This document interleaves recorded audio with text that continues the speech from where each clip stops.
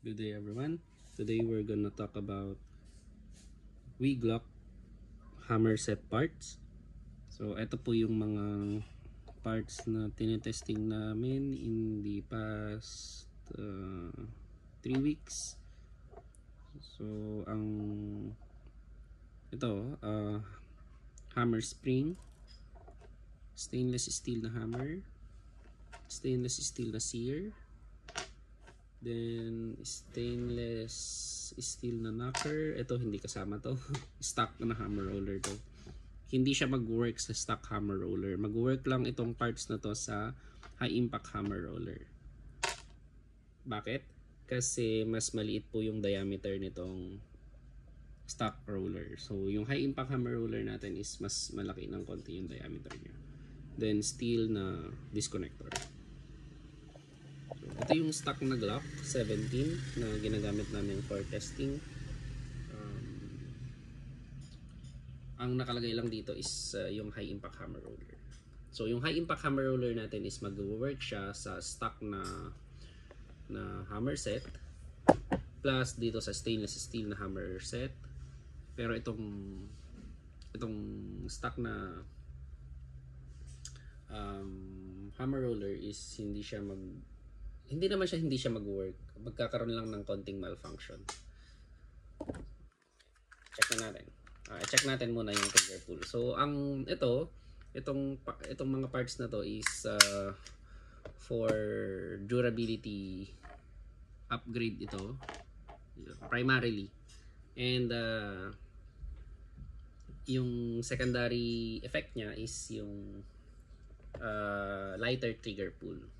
Hindi naman light na katulad ng Tokyo Marui High Kappa, super light na 3 or 4 ohms or 5 ohms, ganun. So pagagaanin lang niya yung stock na trigger pull, kasi yung trigger pull ng stock na Glocks is medyo matigas. And itong upgrade na to is applicable sa lahat ng Glock series. Hindi lang siya sa Gen 3, kundi pwede rin siya sa Gen 4, Gen 5, and 4th edition. G26, G19, G17, G34. Wag lang doon sa mga may full auto, yung like Glock 18 or Glock 35. So check natin yung stock na trigger pull ng Glock. Okay, check natin. So tanggalin natin yung ibaba natin yung safety niya, kasi ang isa sa mga problem ng stock trigger ng Glock is minsan nag-i-stuck ito. Yan. So igaganyan muna natin para makuha natin yung exact trigger pull niya. So testing. So 1.3, 1 pound and 3.9 ounce. Isa pa.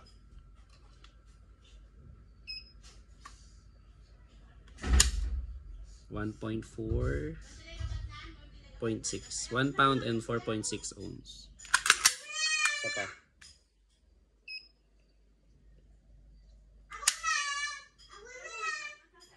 Okay, 1 pound and 3 ounce last. So 1 pound and 1.5 ounce.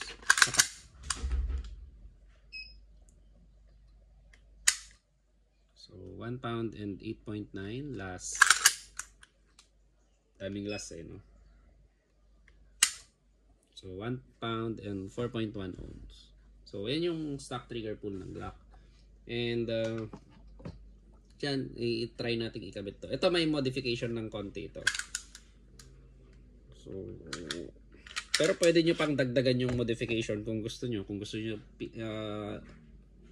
yung super light na trigger pull, pwede nyong galawin ito, since yung modification na gagawin nyo dito is wala na siyang wear and tear, since stainless steel na kasi siya. Unlike dito, kapag nag-modify kayo sa stock parts which is zinc alloy, magkakaroon pa rin siya ng wear and tear. pag nagkaroon siya ng wear and tear, mauubos yung mga grind nyo na parts. Doon na siya magkakaroon ng malfunction. So, ito yung zinc alloy na disconnector compared sa steel na disconnector natin. Yung disconnector spring is gagamitin natin yung stock. And yung sear pin gagamitin natin. Yung sear spring gagamitin natin. Sear spring. Yung sear, of course, hindi natin gagamitin yan. Stock sear.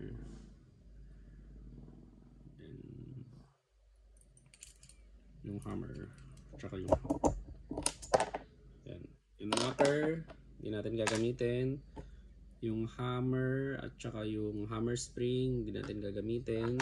Of course, yung high impact hammer roller, gagamitin natin. Ayan. So, ayan. So, ito yung stainless steel hammer. Hammer spring. So, ito yung knocker, stainless steel knocker. So, hindi nyo na kailangang mag-worry dito sa mga parts nyo sa hammer box kasi stainless steel na siya.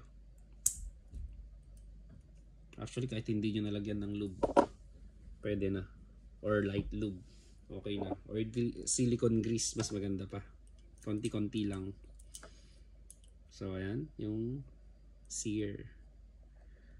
Yung sear spring. Yung pin. Tingnan natin. Ayan. So, yung stock disconnector spring tsaka yung disconnector na steel. Ayan natin.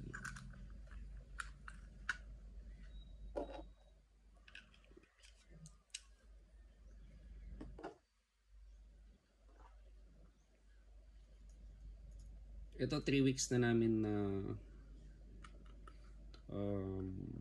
tinetest. So far wala namang malfunction. So baka sabihin nyo 3 weeks na, bakit hindi pa napupudpud yung sa blowback housing? Dahil yan sa hammer roller. Kasi nung bago ito, nilagyan agad namin ng high impact hammer roller. So try nyo din. Makikita nyo, unlike dito sa stock na hammer roller, unang putok nyo pa lang magkakaroon agad ng noticeable na dent or gas-gas dito sa blowback housing. So, ito. Yan. Kita nyo yun. Yan. So, testingin muna natin. Testing muna natin yung hindi. Sige, mamaya. Lagyan muna natin yung gas. Okay. Sige. Okay. So, testing natin. Of course, ilagay natin. Okay. 11 ounce. So, hindi na siya umabot ng 1 pound. Saka 8 ounce. Yan.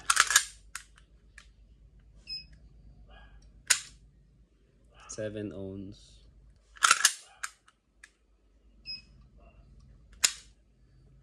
8.9 ounce.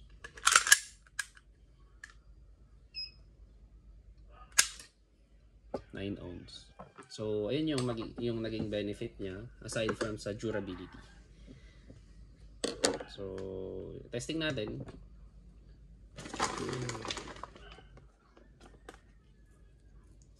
Baka sabihin nyo, demo lang, wala namang actual test. So, nakailang test na kami dito. So, 2, 4, 6, 8, 10, 11. So, ilagay natin yung 15. 12, 13, 14, 15. Tama ba? 15 or 16? 2, 4, 6, 8, 10, 12, 14, 16. So, pasensya na, madumi yung kuko ko. Walang gunsmith na malinis ang kuko. So, try muna natin. Ayun yung BB. Glock 17 with the stainless steel hammer set and high impact hammer roller. Firing. So, mabagal muna. 1. Okay. Ito nyo.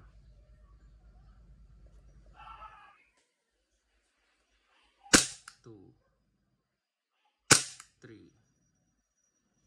4. So, bilisan natin.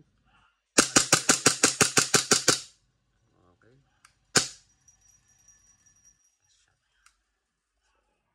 Yun siya. Wala ng BBs.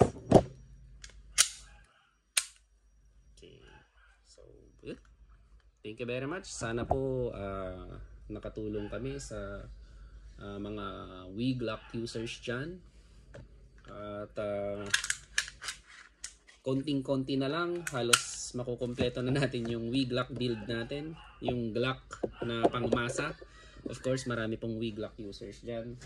Hindi po kasi namin nire-recommend ang ENC kasi madaling masira based dun sa test na ginawa namin. So, konting-konti na lang. Ang kulang pa dito is yung, of course, alam nyo naman na po na meron tayong magandang trigger, yung 4U80 trigger, adjustable. Yun ang ilalagay natin dito. Magiging maganda siya. Mawawala yung, yun, parang ganyan niya. Kasi ito, yan kasi, yung nagkukos. So, mawawala na rin yung slack niya. Yung slack niya, tatanggalin din niya yung ito. Yun yung part na yan. So, and isa pa,